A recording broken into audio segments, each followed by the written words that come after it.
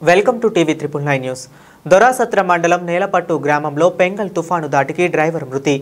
యమాలయ 70 సూలూరుపేటలో లారీలు బస్సులకు డ్రైవర్గా పనిచేస్తూ జీవనం కొనసాగిస్తున్నాడు. హఠాత్తుగా వర్షం వల్ల చలి జ్వరం వచ్చింది. హాస్పిటల్కి పోవాలన్నా తెరపని వర్షం వల్ల వర్షం దాటికి మరణించాడు. ప్రభుత్వం ద్వారా ఏదైనా సహాయం కావాలని స్థానికులు కోరుతున్నారు.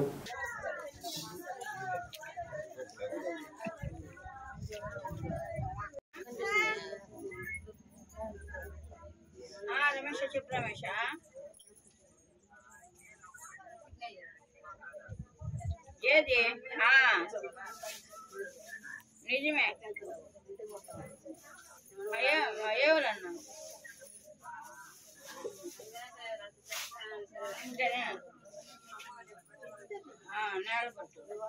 మాది దొరాసత్రం మండలము నేలపట్టు. మా మామయ్య గారు లారీకి వెళ్తున్నారు సూళ్ళూరుపేటలో. నిన్న వర్షానికి ఆయన చలి జ్వరం పడిపోయి ఆయన హెల్త్ బాగలేకుండా చనిపోయారు.